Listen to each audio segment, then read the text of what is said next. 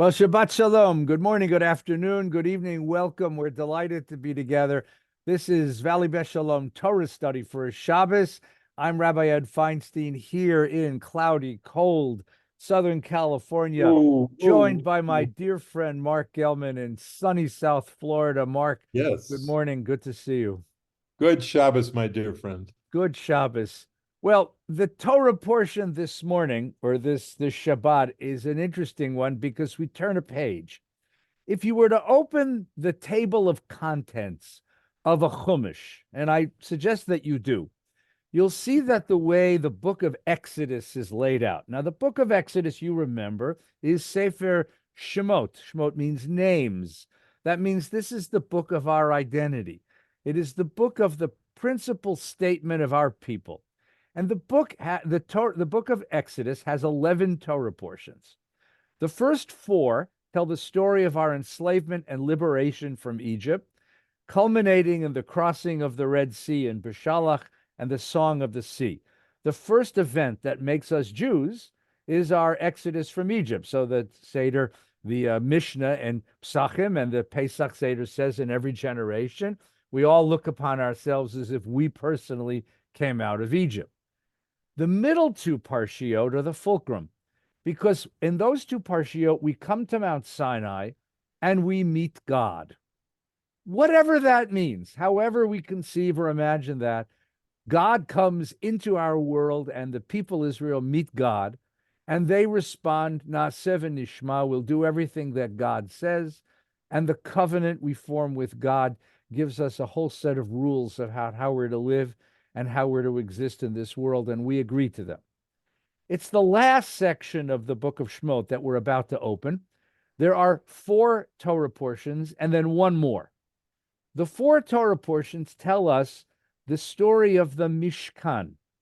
The Mishkan was this institution. It was a tent, and inside the tent was the Ark of the Covenant, that golden box by which God entered the world through the people Israel's devotion. Then there's the altar, the wash basin, all of the menorah, all of the accoutrements of this thing. In two Torah portions, Truma and Titzaveh, this week and next week, Moses is given the instructions about how to make this stuff, how to dress the priests, and how to initiate this thing. And then in the last two Torah portions, Vayekel Pekudei, he does it all. He gathers gold and silver and wonderful things from the people. He uses the material. Betzalel, the great artist, he fashions this thing. And God comes at the very end of the book of Shemot. God comes and lives in it, as it were, and inhabits it, meets Moses here. The middle Torah portion of the fifth one, or actually the fifth one of this section, or the 11th one of the Torah, is a strange one because it's Kitisa. It's the story of the golden calf. It's a sort of warning about don't take your symbols too seriously. Don't take them too literally. Don't worship your symbols.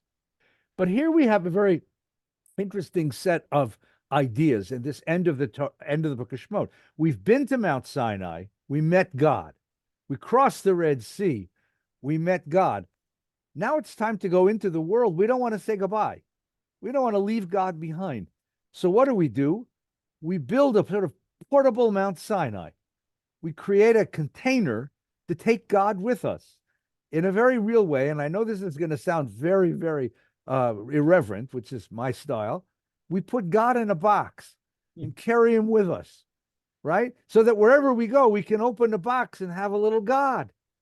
And we create this idea of carrying God within an institution. We carry God within a culture, within a religious culture.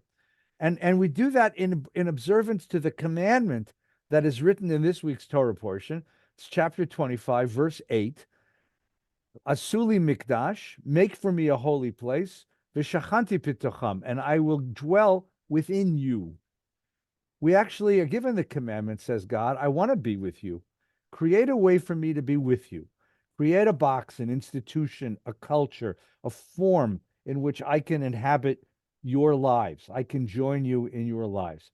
And that's what this Torah portion is about. It suggests the whole creation of religious culture. Mark, what's this Torah portion about? Well, it's about sacred space.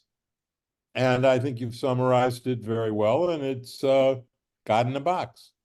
The question is there anything about sacred space that we still need?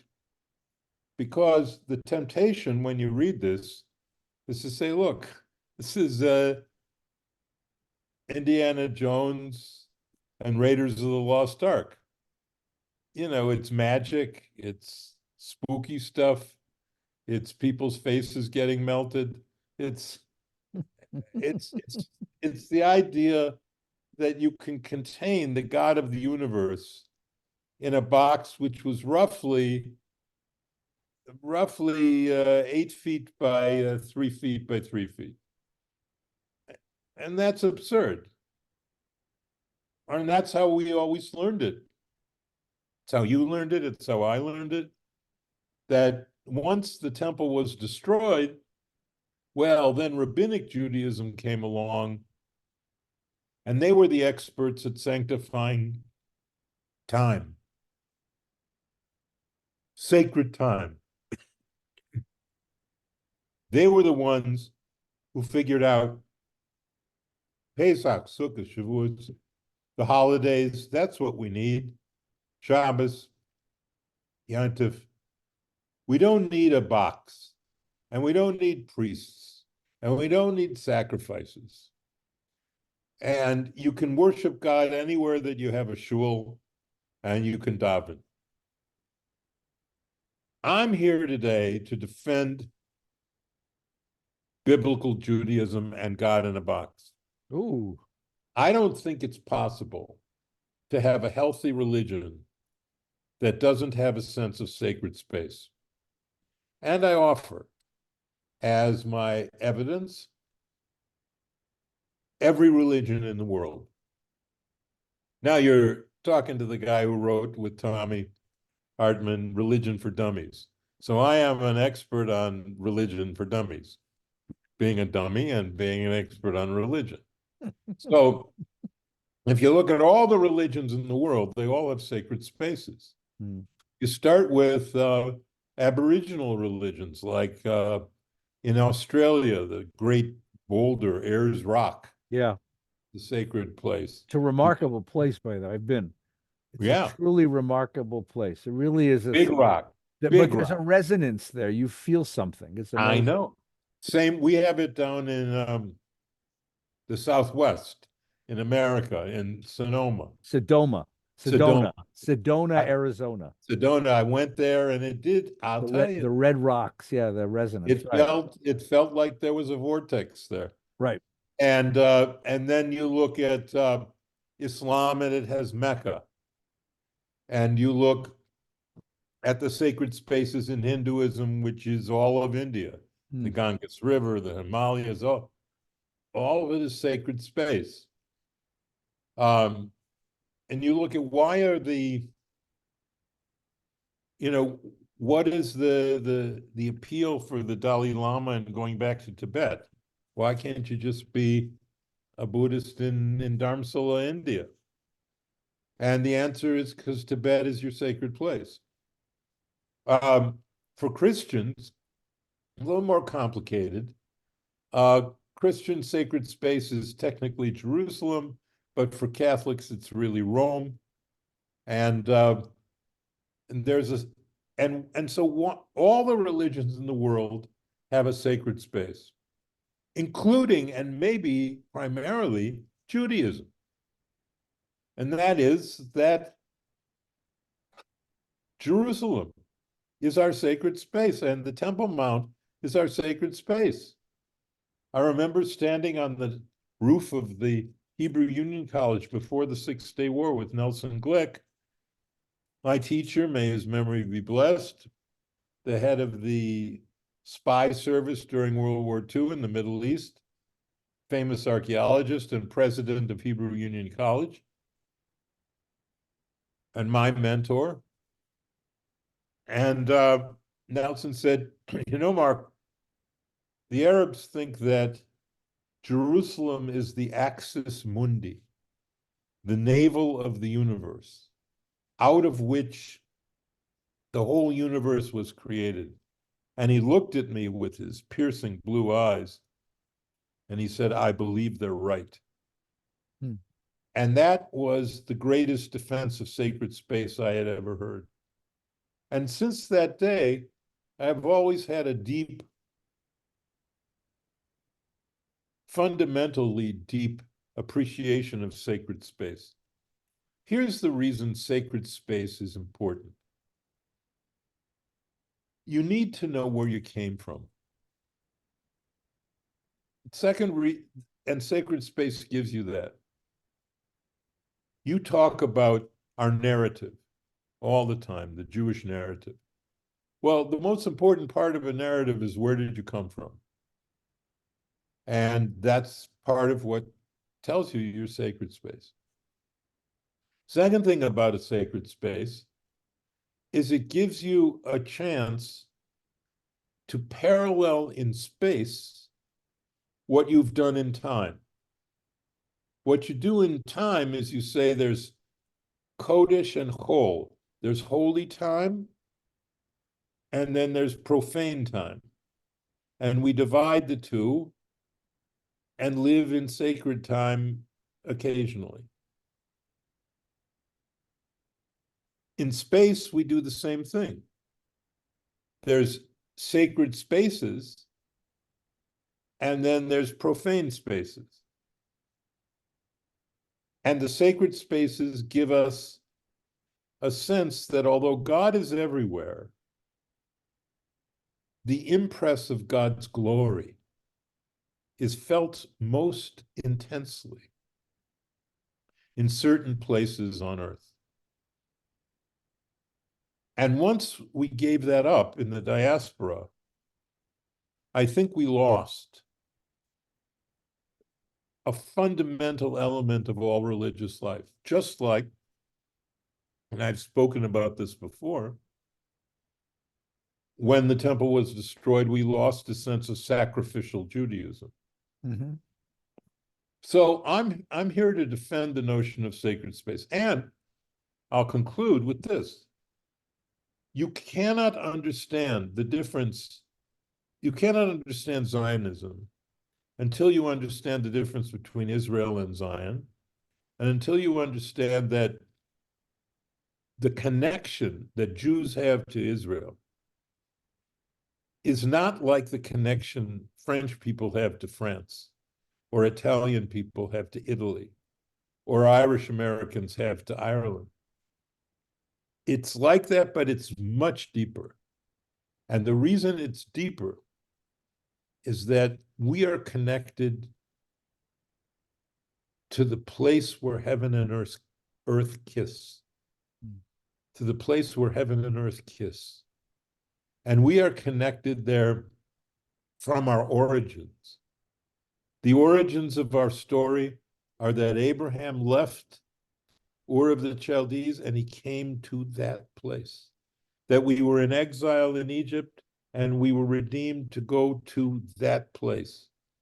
And our connection to Israel today, Jews all over the world, is not just an affinity with an ethnic group that's like us.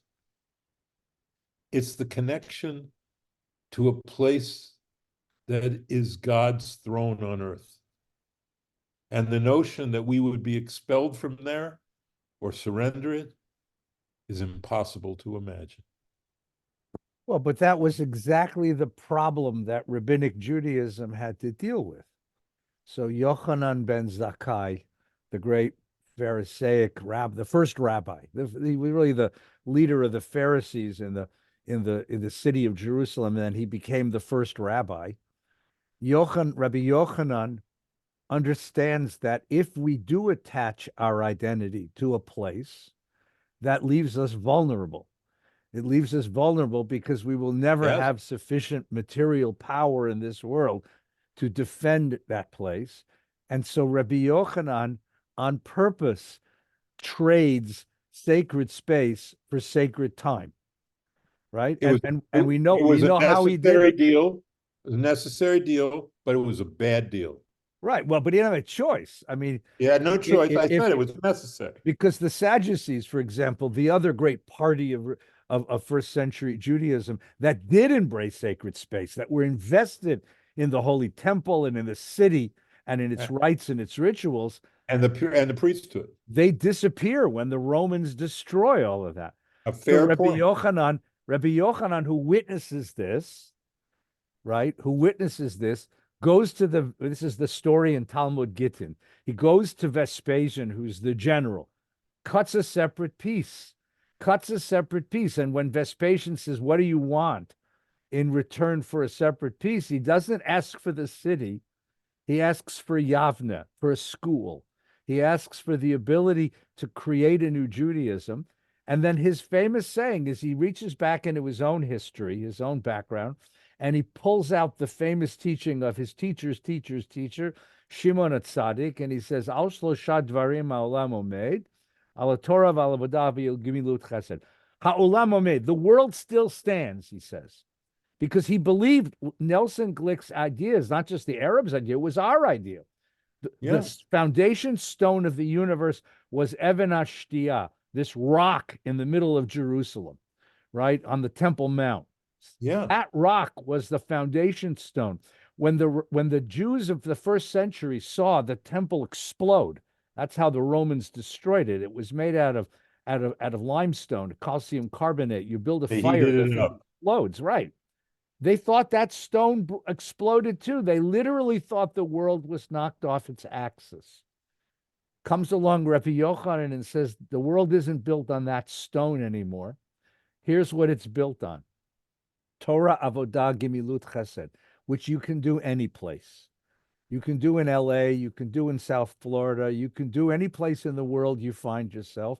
That becomes the sacred space of the Jewish people.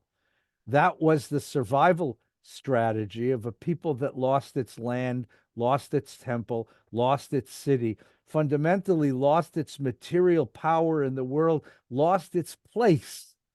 We become at that point a galut people, a placeless people. And we imagine, the only correction I'd make to your statement is we never gave up the belief in Yerushalayim as a sacred space, but we assimilated it to a time in the future. So Mashiach will come, Messiah will come, we will come back to our sacred space. It was the Zionists who came forward and said, we ain't waiting no more. Yeah. We're going back, and we'll gain the power it takes to go back, and we'll retake our space. And now we have returned to sacred space, and we have to negotiate what it means to live in your own sacred space. Who belongs there? Who to whom does it belong? What does it mean to live there? How do you defend? How much of yourself are you willing to trade to defend it? This now becomes this becomes the problem of contemporary Judaism. I agree. It was a necessary choice, but it was a bad choice. And it perverted us. It desiccated us. It twisted us. It wounded us. Because a complete religious life is one that has sacred time and sacred space. Take a look at the religions like Hinduism, which have never been expelled from their land. They're perfectly healthy. They've got Diwali as a sacred time, and they've got the sacred spaces. Well, not just sacred space. I want to push just one more point. And this is something you've spoken about because this is what your sermons for the holidays have been. We also have sacred objects. Yes. Right? And in the Temple of Jerusalem, in the Mishkan and the Torah, and then in the Temple of Jerusalem, there was an altar, there was a menorah, there was a parochet, there was a curtain, there was a kior, we have sacred objects. Today, we have very few sacred objects. The Sefer Torah is as sacred as we got. I mean, one of the ironic things is that people build these Jewish museums. They don't have anything to put there. What do you put? Spice boxes, Torah yads, parochet? Yeah, okay. Stuff we use in shul. You go to a Catholic church, they got great sacred stuff. Yeah. They got icons, they got schmitzik, gewalt, they have beautiful art, right? You could have a Michelangelo, right? What do Jews got?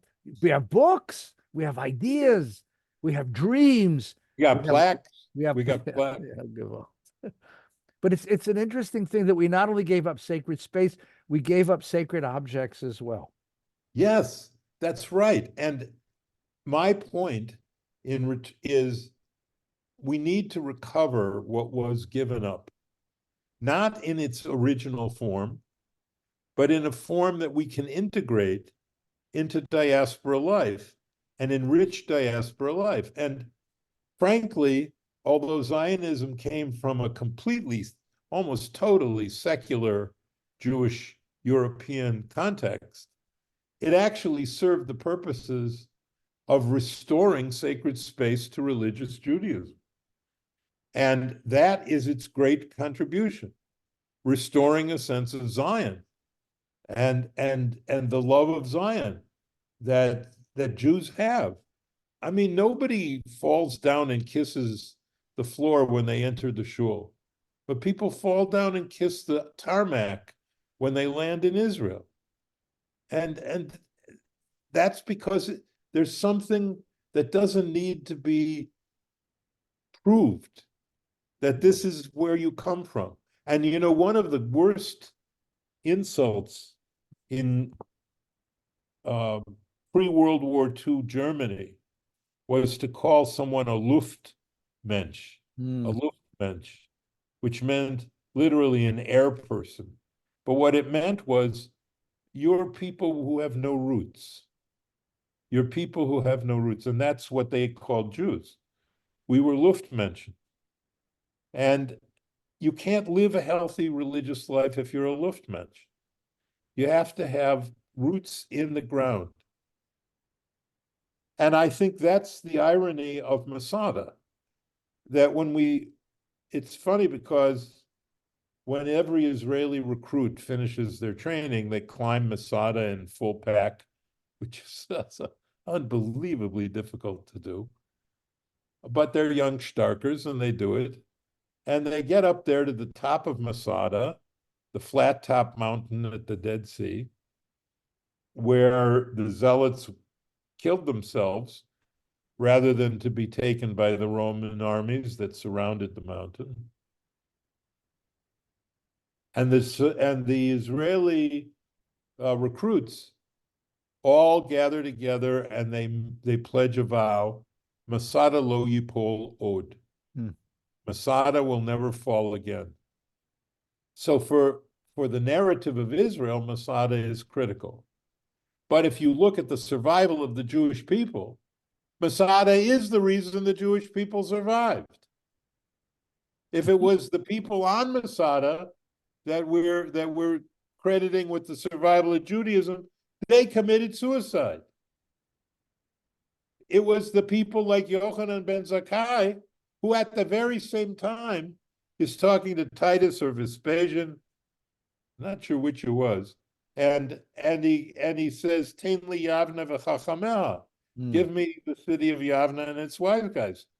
And the wise guys, the rabbis of the yeshiva at Yavna, just off runway 4B at Lod, that place is the reason we survived. They rewrote Judaism. They recreated Judaism. You could say in a certain way they made a new religion, Rabbinic Judaism, which had a relationship to biblical Judaism that was, to be honest with you, extremely tangential. It was almost completely new. The Seder for Passover is completely new, all with new rituals. There's no divorce or marriage documents, all new. The prayer book, all new. The High Holiday prayer book, the Machzor, all new. They wrote everything. They did everything new. So you say to yourself,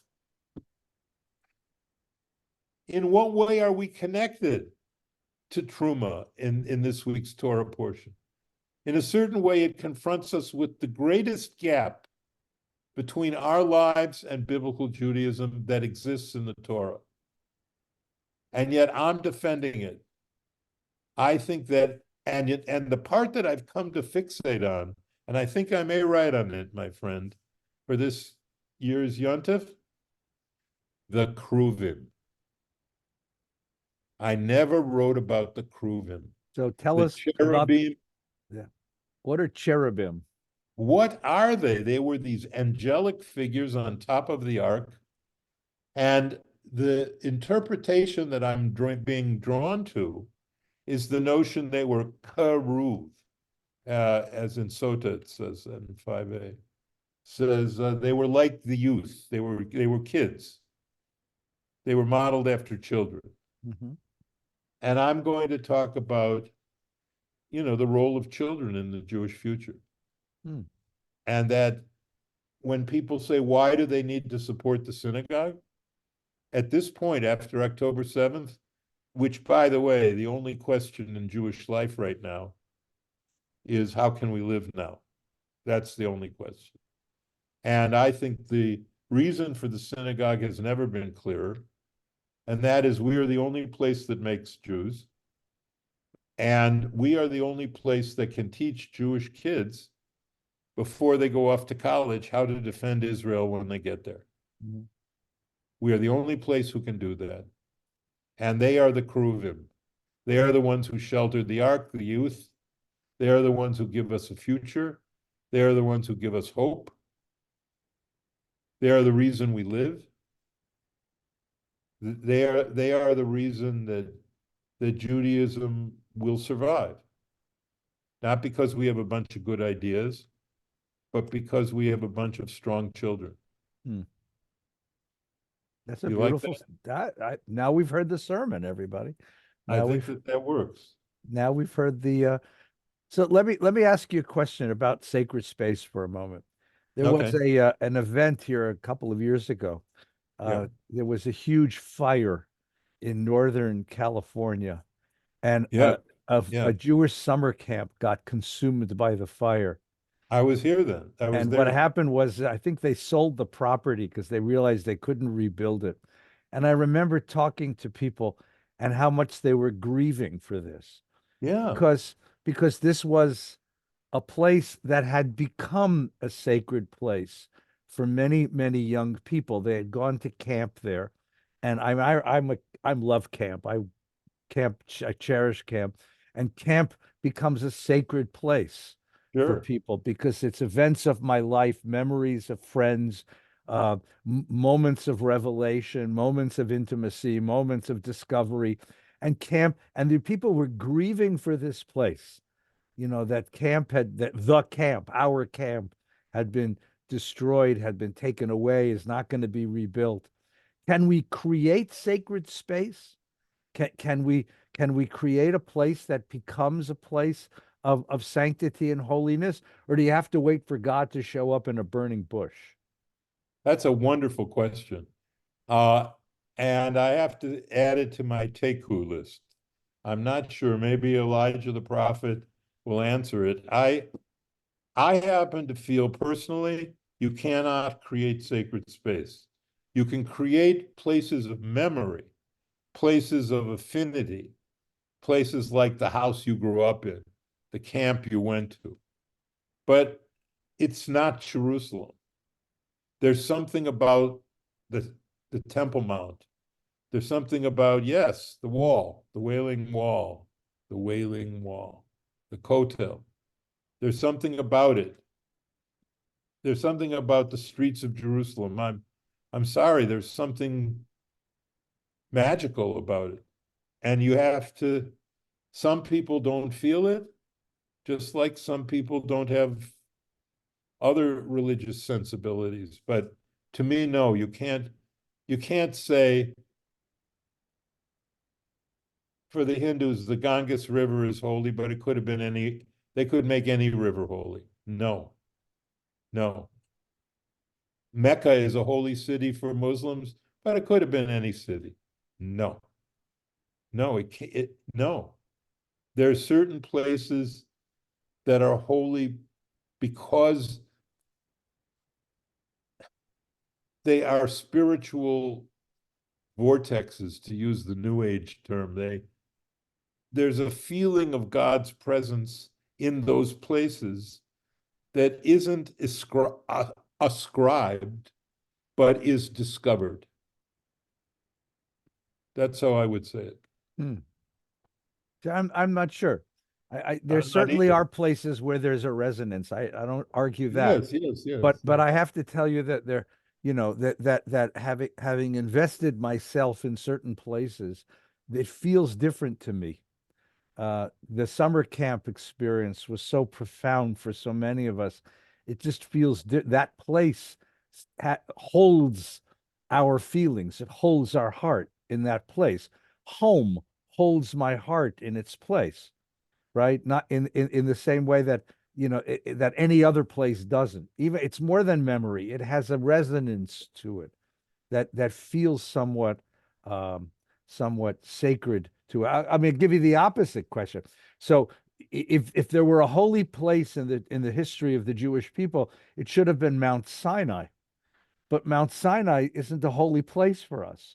In 19, what was it, 79, we gave it back to the Egyptians, and there was no one went and protested. I mean, the only protest they had was over the city of Yamit, which they had to dismantle a whole city. But the mountain, in fact, we don't even know what mountain it was. Jabal Musa is the one that we all climb, and because we believe that's the one it is, but no one's quite sure. And how can it be that something so profound, holy, could happen on a mountain and we forgot which mountain, right? It's Well, I think the reason there proves the notion that you can't pick a holy place. You have to discover a holy place. right. It turns out that Mount Sinai, as well as the Church of the Holy Sepulchre in Jerusalem, so all these sites were identified by Constantine's mother, Yeah, Helena. right, She went around and she said, "That's it, that's this." Now, I'm sure she said that based on old oral traditions, right. but you don't you don't have to prove to anyone that Jerusalem is a sacred space or that the Temple Mount is a sacred space. It is. And that's why they built the temple there. It's not that they built the temple there and then it became a holy place. It was a holy place, and that's why they built the With the temple. temple there, right, right. And that would be the distinction I would cling to. Hmm. That holy spaces are there, ready for us to discover them. Now, Yeah, are there holy spaces that we haven't discovered? Yes, absolutely. There's definitely vortexes around the world that Aboriginal people, Native peoples, others have said this is holy land, and it has a special energy here. And I believe that. I believe that.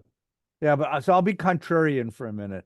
I think Okay. that there's a second kind of holy space, which is a holy space that carries memories and carries experiences, and that also begins to have a resonance as well. So That's your camp. that's camp. That's the home I grew up in. That's for some people it is the shul that I celebrated my wedding or my bar mitzvah. I think that for some people that is, and for me that certainly is. The camp still has that resonance for me because it was such a holy and powerful place of my own self-discovery, my own No, self-discovery I agree with that. you know I and I think that also forms a kind of sanctity that I would hold on to. I think that's also important. yeah. That's also important.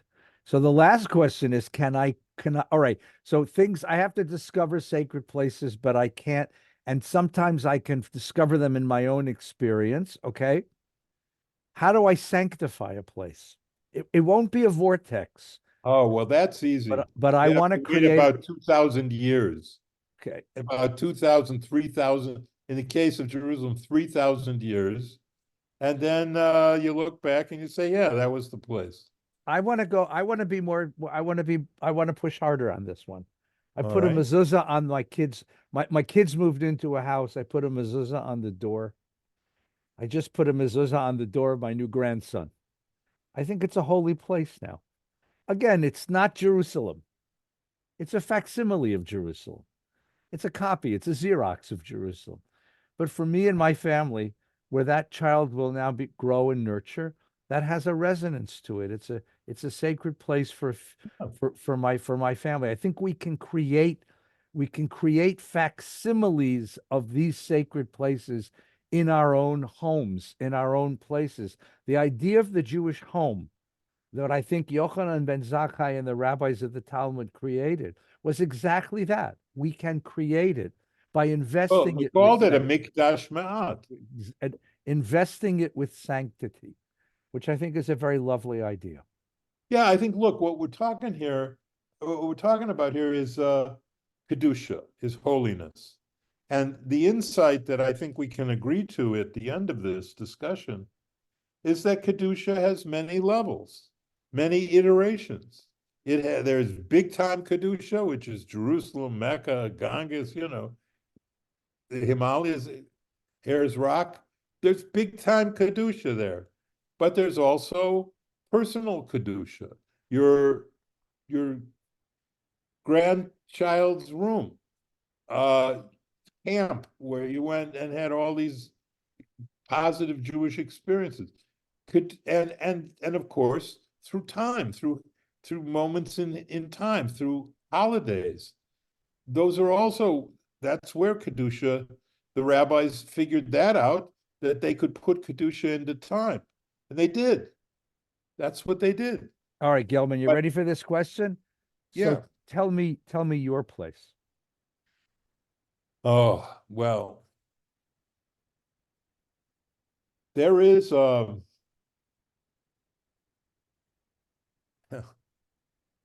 there is a place in Upper Wisconsin which we used to go to on a vacation. And I went there with Betty once, and it was one of those 3 perfect days that they have in an entire year in Wisconsin. It was a fall day, golden sunshine. And I had been in the field before there, and for some reason, that field in Upper Wisconsin near Sister Bay was just resonant for me. Hmm. And that is a sacred place. I will say that the Kotel is a sacred place for me. Hmm. I know people make fun of it and they think it's magical, but it isn't for me. It's deeply moving and very, very powerful. Hmm. And there is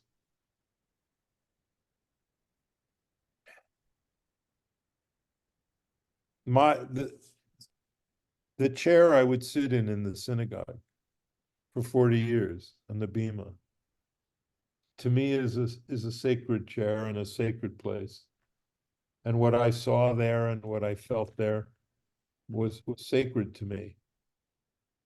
And of all of the places that Betty and I have lived, our apartment in Jerusalem was sacred to me because it was our first home. Mm-hmm.